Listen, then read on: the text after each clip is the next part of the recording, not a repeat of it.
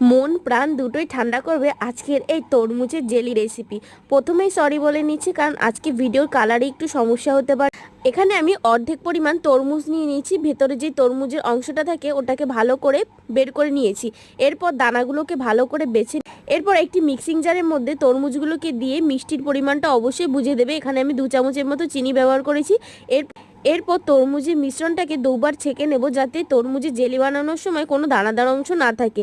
এখানে আমি যে পাত্রটিতে এই তরমুজের জেলিটা গরম করব, সেই পাত্রটিতে নিয়ে ভালো করে ছেঁকে নিয়েছি।